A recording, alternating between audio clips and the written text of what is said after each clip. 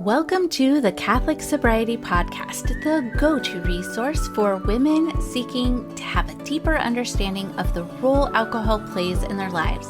Women who are looking to drink less or not at all for any reason. I am your host, Christy Walker.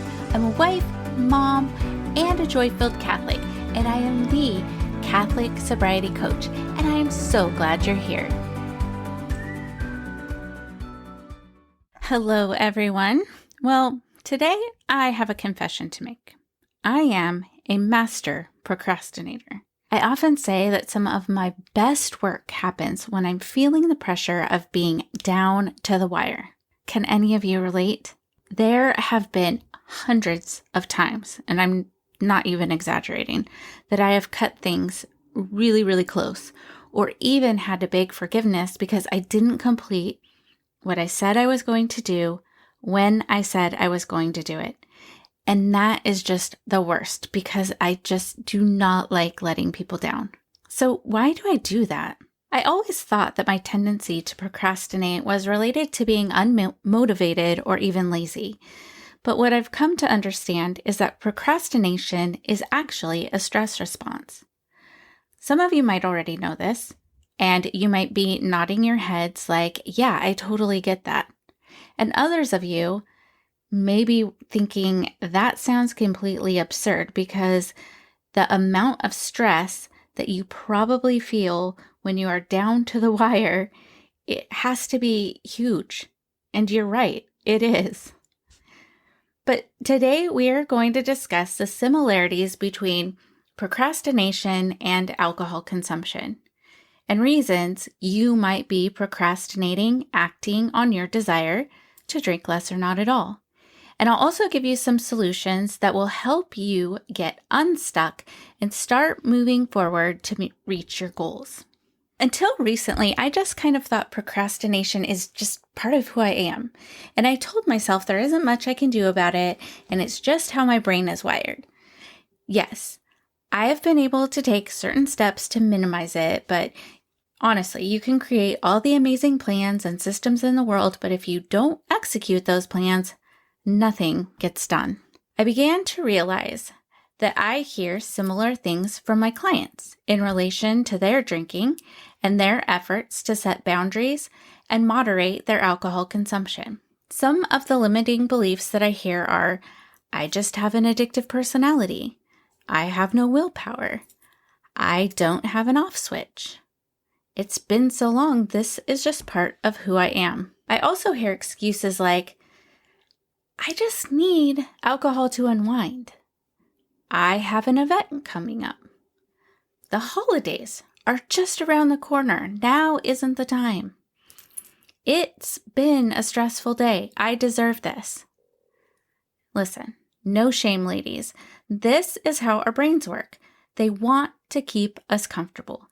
And alcohol oftentimes keeps us comfortable, and that's why we turn to it. But as Pope Benedict XVI said, the world offers you comfort, but you were not made for comfort. You were made for greatness. Growth comes in the discomfort, but in the meantime, it's sure hard to go through. That's where procrastination comes in. It is just a way of avoiding what needs to be done so that we don't have to go through the discomfort of facing reality. Like that bin of clean clothes that I need to fold and I keep passing. I walk past it to my office. I walk past it when I go to my kitchen. I walk past it when I need to use the restroom. I walk past it and I look at it. It feels like freedom. It feels like I'm escaping from having to do that dreaded chore, which, by the way, why do I dislike it so much? I have no idea. But you know what? That basket of clothes is not going anywhere. And every time I look at it, I'm reminded that I need to do it. So it's taking up brain space and it stresses me out. Maybe it's not stressing me out when I'm not looking at it, but every time I pass it, it's just kind of like this weight of something I know I have to do. It causes chaos that doesn't need to be there. If I would just put on a podcast or some music and spend the 10 to 15 minutes that it would take to fold it and put it away, I'd save myself from the mind drama it creates every single time I pass it. And honestly, I'd be saving myself some time and have much more mental clarity in the long run. And here's the thing. The same is true for drinking. We think that by uncorking that bottle of wine, mixing that drink, or popping open a cold can of beer, it will dissolve all of our worries. It will eliminate all our frustrations, right the wrongs of the day, help us sleep, feel calm, whatever we are seeking. We think a good hearty drink will give us the escape and freedom we need. But within 20 minutes or less, we are often reaching for another one to keep the buzz going. Maybe for you it stops at one, maybe not. But the result is the same when alcohol is starting to take more than it gives for you. That escape isn't real. It's just another form of procrastination. Those feelings, thoughts, or circumstances that you are trying to drown out will return, and when it does, it will bring friends, shame, and guilt along with it. It's often hard to recognize on our own, but once we do, it becomes very clear what we are doing and why we are doing it. Now, procrastinating when it comes to setting and attaining goals to drink less or not at all is a common struggle for many women. I'm going to reveal 9 of the most common reasons and why you might be putting off this important change in your life and what you can do about it. The first reason is good old FOMO. That's right, fear of missing out can be a strong driver of procrastination when it comes to changing drinking habits. People may worry that they'll miss out on social events, experiences, or connections if they choose not to drink. But it's important to remember that genuine connection and fulfillment come from deeper relationships and personal growth, rather than the temporary pleasures associated with alcohol consumption. Start to explore activities that align with your goals, interests, and values. And this can help you overcome FOMO and feel more confident in your decision to limit or eliminate alcohol from your life. The second is social pressure. Friends and family can exert significant social pressure when it comes to cutting back or quitting drinking. Here's the facts. People like to have other people to drink with. So if you normally drink with these people, that's just kind of what they're going to expect. When this happens, oftentimes women feel obligated to drink to fit in or to avoid judgment. So if you want to address this, you need to promote open communication and just be really honest with everybody. Express your goals and intentions. You can just say, I've decided to drink less or not at all for my health. When you explain that, you may find support from those you may not have expected. And you may even encourage others in the process, which would be great. The third reason that a lot of people procrastinate drinking less or not at all is that they use alcohol as a coping mechanism. Now, it's no secret. Many people turn to alcohol as a way to cope with stress, difficult emotions, or challenging situations. It's really important that if this is something you do, that you explore healthier coping strategies that don't rely on alcohol. For example, in my Drink Less or Not at All guide, A Catholic Guide to Freedom, it's free. You can find it in the show notes. I actually have a page where you can list, I think like 50 different things that you enjoy or that you can do instead of drinking, like maybe prayer and meditation, journaling, deep breathing exercises, taking a bath, going for a run. There's a variety of things that people like to do, maybe crocheting. Integrating your faith into the process can also be a powerful source of strength and comfort.